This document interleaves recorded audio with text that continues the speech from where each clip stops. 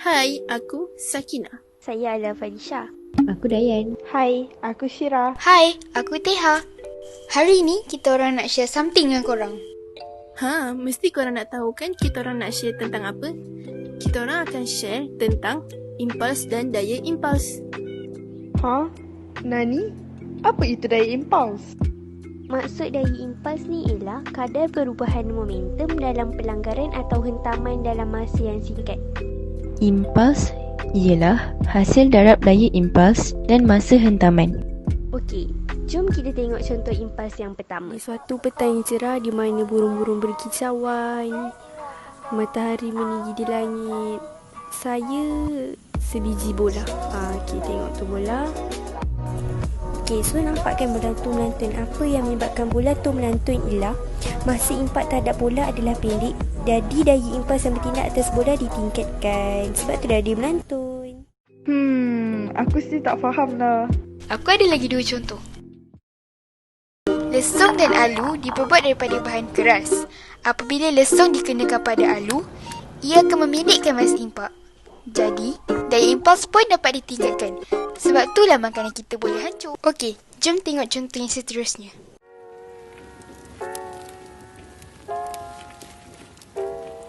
Cawan ini diperbuat daripada kaca. Apa yang terjadi apabila kaca dikenakan pada lantai yang keras? Pecahkan? Bagaimana daya impuls dapat dikurangkan? Daya impuls dapat dikurangkan dengan menggunakan objek yang lembut seperti bantal atau tilam. Cuba tengok apa yang terjadi apabila gelas kaca dikenakan pada objek yang lembut. Masa impak terhadap kaca adalah panjang. Maka, daya impuls pun dapat dikurangkan. Okey, cuba tengok sekali lagi. Adakah gelas tersebut pecah? Oh, baru faham. Thank you korang. Kejap. Ada lagi. Hubungan di antara daya impuls dan masa impak pula ialah apabila magnitud daya impuls yang dikenakan meningkat, masa impak akan berkurang. Okey, jom kita belajar pengiraan impuls dan daya impuls.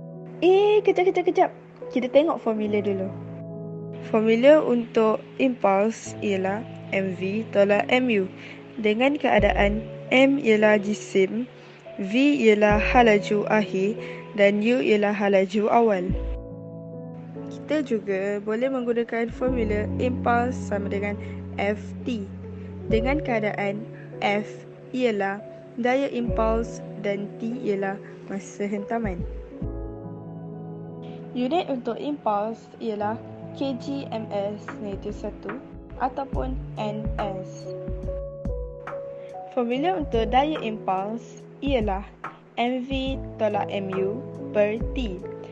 Dengan keadaan m ialah jisim, v ialah halaju akhir, u ialah halaju awal dan T ialah masa pelanggaran. Unit untuk daya impuls ialah Newton N ataupun kg/ms-2. Sekarang jom kita belajar jalan pengiraan menggunakan formula impuls dan daya impuls. Okey, kalau kita tengok soalan yang pertama tu, dia berkaitan dengan impuls. Yang pertama yang kita kena buat ialah kita kena senaraikan maklumat yang diberi dengan simbol. Okey, so kita dapat tahu jisim halaju awal dengan halaju akhir. Jisim M sama dengan 0.058 kg, halaju awal U sama dengan 10 ms-1 dan halaju akhir V sama dengan 0 ms-1. Okey, macam mana kita boleh tahu halaju akhir dia tu 0 ms-1? Sebab bila berbola plastisin itu melekat pada dinding, halaju dah tak ada. Halaju kosong. Jadi, langkah terakhir dalam menyelesaikan masalah melibatkan impuls dan daya impuls ialah dengan melakukan gantian numerikal ke dalam rumus dan lakukan penghitungan. Kita dah tengok dekat contoh yang dia bagi tu, J sama dengan 0.058 dalam kurungan kosong tolak 0.058 dalam kurungan 10. Okey, dia dah gantikan maklumat yang diberi dengan simbol ke dalam rumus tau. Okey, so jawapan akhir ialah negatif 0.58 ns pada arah bertentangan dengan halaju plastisin. Okey, itu je. Okey, so soalan contoh 2 ni dia sama je macam soalan contoh 1 tadi. Cuma dia menggunakan formula daya impuls. Okey, jadi step pertama yang kita kena buat ialah kita kena senaraikan maklumat yang diberi dalam soalan menggunakan simbol. Jadi, M sama dengan 0.04593 kg, U sama dengan 0 ms negatif 1, V sama dengan 50 ms negatif 1 dan T sama dengan 0.005 S. So, langkah kedua ialah kita kena kenal pasti dan tulis rumus yang digunakan.